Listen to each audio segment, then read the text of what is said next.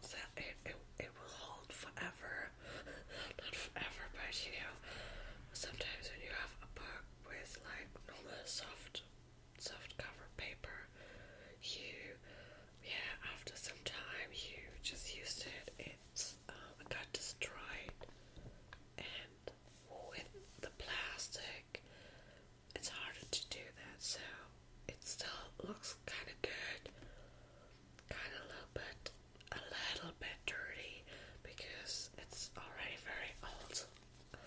But while I'm talking and talking and talking, and you haven't learned anything, right?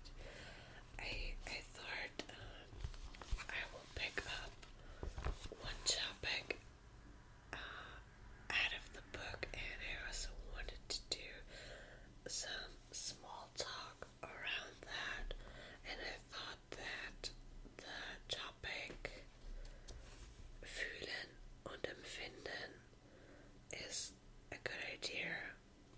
So that is basically about feelings, what you feel, and I thought that's interesting. So it's page 14, and the book is, it says Grundwortschatz, so it's the basic English here. So that is original and English book. I didn't know if I already mentioned that. So that's basically for me when I try to learn English. But well, you could also use it the other way, I think, because there are always words in English and then in German, and there's always a little sentence to the verb, so you kind of can better imagine how to use that word. Imagine, is that the right word already? Yeah, I think you can imagine it better when you have like an example of how to use the word. Yes. So, okay. Now we're out here at the area fühlen und empfinden, and the first word here is feel. The English word feel, and the German word is fühlen, empfinden. So I read the English sentence first, and then I read the German translation. After the accident, I couldn't feel anything in my left hand. You feel better after a good night's sleep. Oh, actually, it's two sentences. Okay, that I didn't know this. I'm sorry. That was maybe now I made a mistake, I think. I'm sorry. Okay, in that case, it's always two sentences. I see that now. I just quickly looked at that book and thought, okay, yeah, there's only one sentence always, but it's not always the case. Sometimes there are two sentences, but I don't know why they sometimes use two, or sometimes they use one, and I don't know when they do what.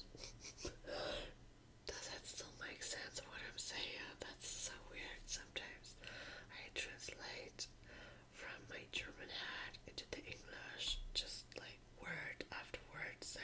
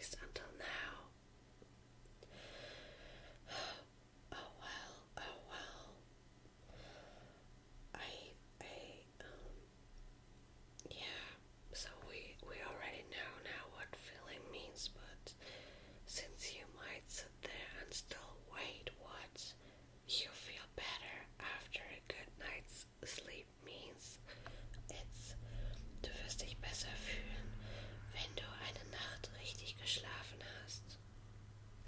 So that is actually true. I had a very good sleep last night. I was very tired, so I go to bed when I was really tired, then I go to bed, and not like sometimes you're like, oh, it's late, I should go to bed, and I should sleep now, and then you lay in your bed, and you're not really that tired, and you're like, oh, that's annoying, So it's always really great when you get tired in time, and then you can, like, sleep easily, and yeah, you feel better. Dann in the next morning, du fühlst dich dann besser am nächsten Tag. Yes. So, yeah, that's for fühlen. Now say it. Fühlen. Fühlen. Feel. Fühlen. Okay, great. That was a nice try. Yeah. Okay. Now we're coming to the next word. Wait, I have to quickly check how many words we do have. Feeling. Lots of pages. Lots of pages. Yes. Okay. So 1, 2, 3. Okay. 3 pages. Pages. God.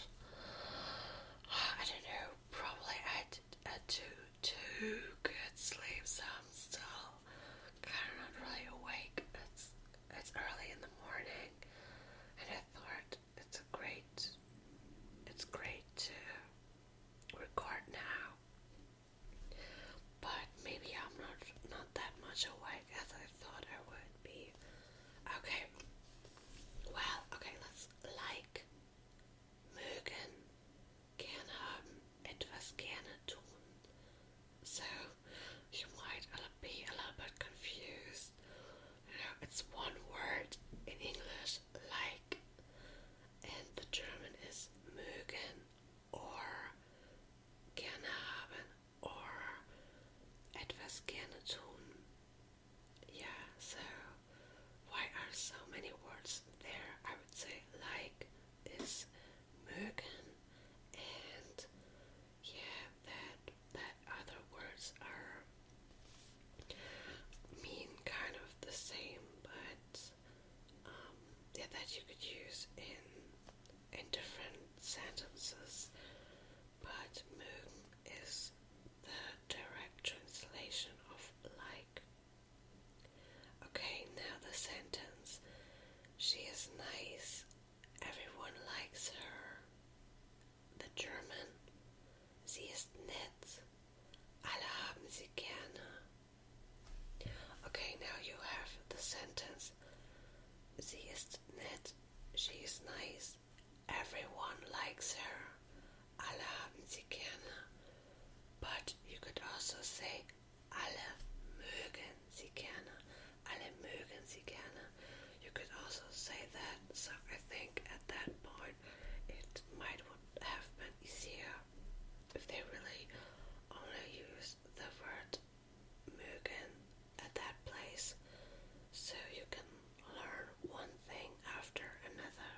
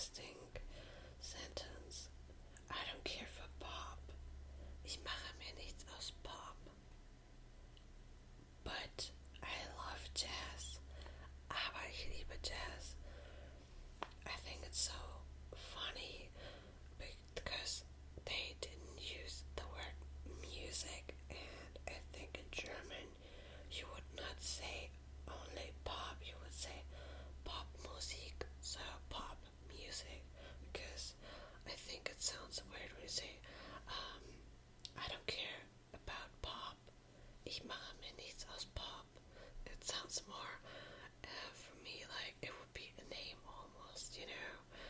I think it's only clear when you say, but I love jazz. Aber ich liebe Jazz. I would also say, you would say in German more, ich liebe Jazzmusik.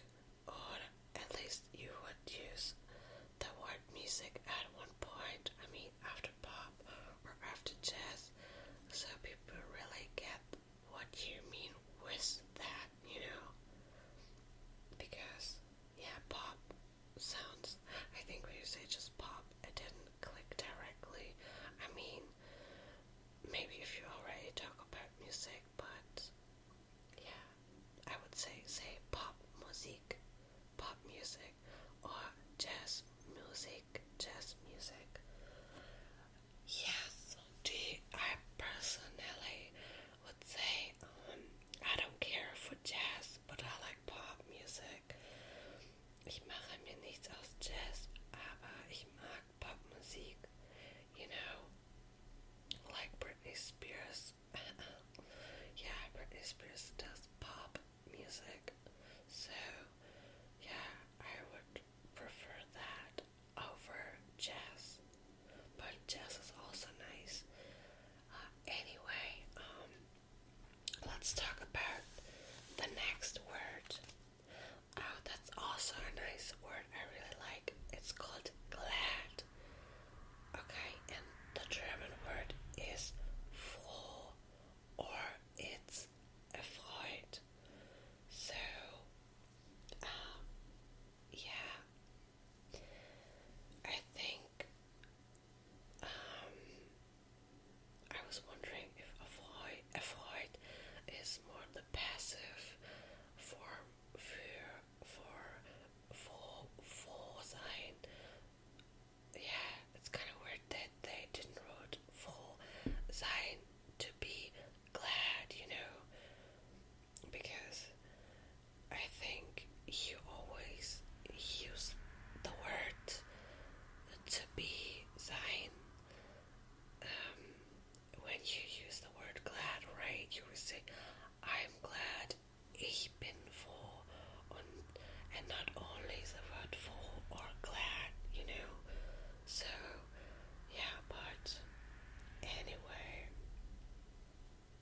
Oh, I think they also wrote for a synonym happy and pleased, and I think pleased is a great translation for erfreut. You know, if you say, you're really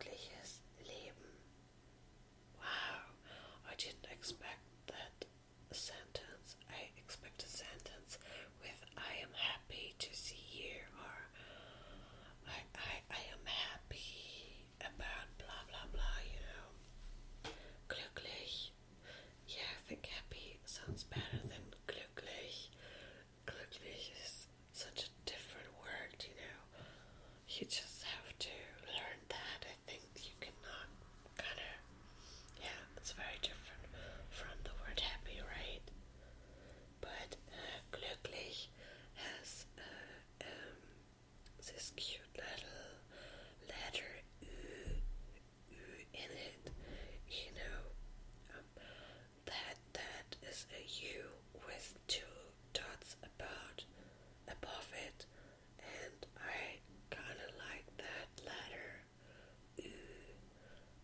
Glücklich, happy.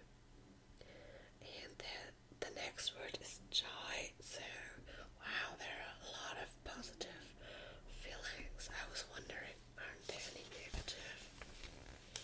Oh yeah. I don't think we should turn the page because it's just getting worse, you know. Now we have the good word like happy, glad, froh, glücklich sein, and next page is being sad and all that. But we're still on that page, and here we have the beautiful word joy. Yeah, joy means Freude und Glück. And the sentence is, his supporters jumped for joy when they heard about his victory. Seine Anhänger sprangen vor Freude, als sie von seinem Sieg hörten. That's a cute sentence. Yeah. Joy, Freude, Glück. I'm not sure if you could use the word Glück here, but Glück is also luck, you know. When you're lucky, you are glücklich. Du bist glücklich. You are lucky. Yes. So, next word is fun. And fun means Spaß or Vergnügen.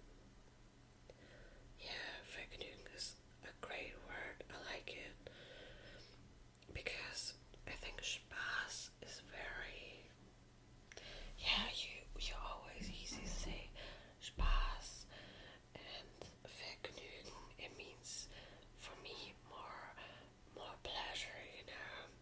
I feel like Vergnügen is when you experience something really that gives you really pleasure, you know. And you can also use that when you want to say it was really nice to meet you. Es war mir ein Vergnügen, Sie kennenzulernen. You know, I felt like you really use that when you wanna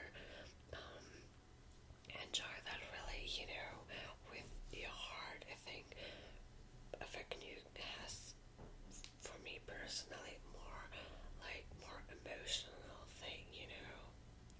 You know, fun is Spaß, you know, that's like something like that comes, you know, easy over the lips, you know. It's all fun, you know. Das ist alles Spaß. So that's what I would say where the difference is between the two words. Yeah, so yeah. And the sentence here they wrote is, watching TV would be much more fun without commercials. Ohne Werbung würde Fernsehen viel mehr Spaß machen. So, okay, I see that the people who wrote this beautiful book, that they are really into watching TV, but they don't like the commercials. Yeah. Yes. I rather no. Yeah, fun. I like fun.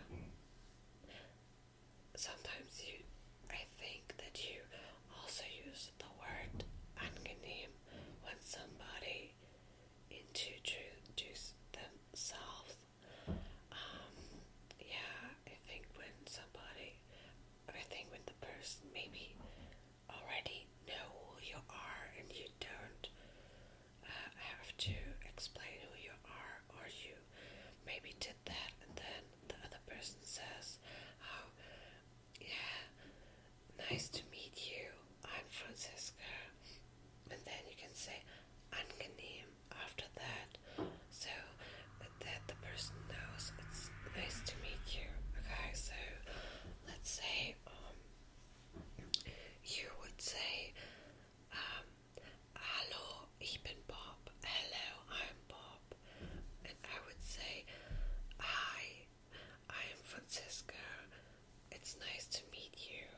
Hallo,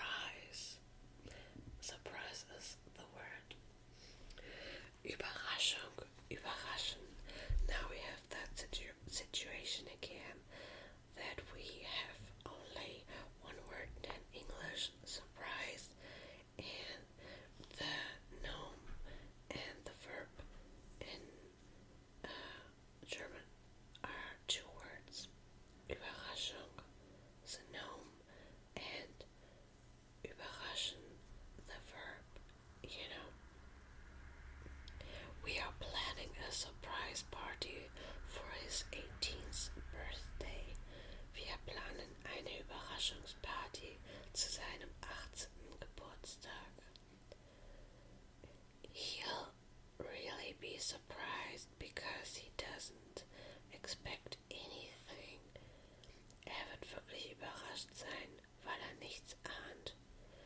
Yeah, I think surprises can be good and can be bad, so that's all, whatever it is, but hey, a party sounds good. I know, party. Oh, well, you can say party. You mostly use the word party too in German, but you could also say Fete or Fest. But yeah, I think party is just, party made its way in the German language that you just normally use that.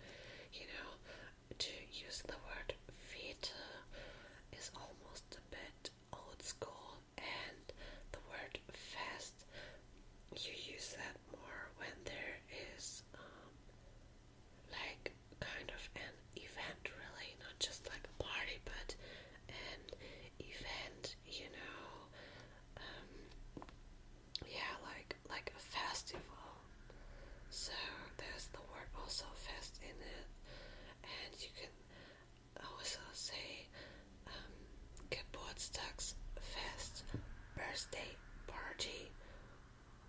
So that there you still use that.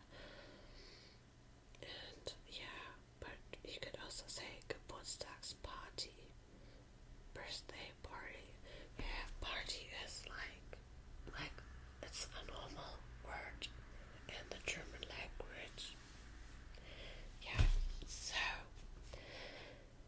next one, wonder, sich fragen, wissen wollen.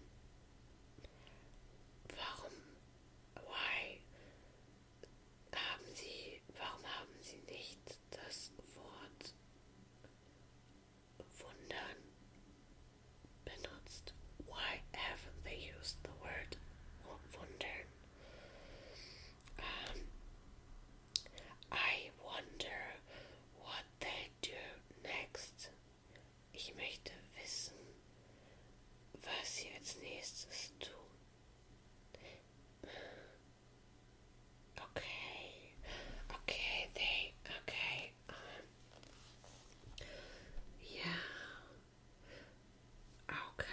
They use the word wonder.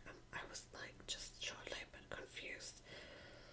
Okay, because sometimes you don't use I would say, okay, wait, let me get my thoughts right. For me, wonder is wunder, the noun, or wundern, the verb, and I was confused because they didn't write it here. They wrote sich fragen or wissen wollen, so questioning yourself or wanting to know something. And yes, you can also use the word wonder in that case, like in that sentence, I wonder what they do next. Ich möchte wissen, was sie als nächstes tun werden. They also wrote there that you don't use the word wundern mich because you don't use that in that sentence because that would sound so weird. Because wundern in German is also when you are kind of surprised about something or when you don't really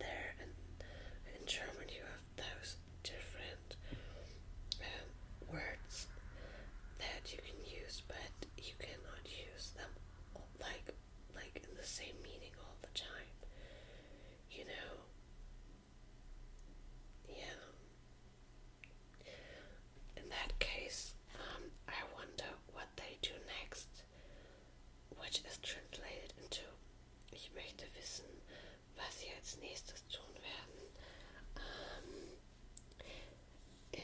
You can't say ich wundere mich, was sie als nächstes tun werden. That would be wrong, because wundern, yeah, it would kind of, like you would say,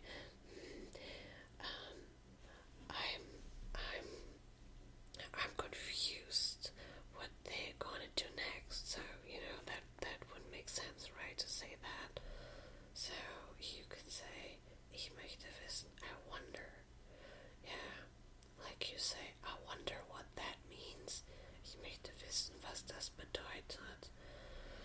Yeah, but you can also wonder about something, dich wundern. Like, yeah,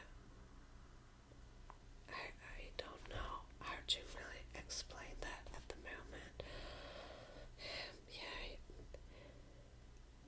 Yeah, because when you really wondering in the case of wundern, you use this sich fragen, you ask yourself, You could also say, ich frage mich, was sie als nächstes tun werden. There's a difference. The difference is between ich möchte wissen and ich frage mich is that ich frage mich is I ask myself, and ich möchte wissen, I want to know. Yeah, so that's the difference. And ich wundere mich is I am wondering about what's happening. Why is that happening? I expect some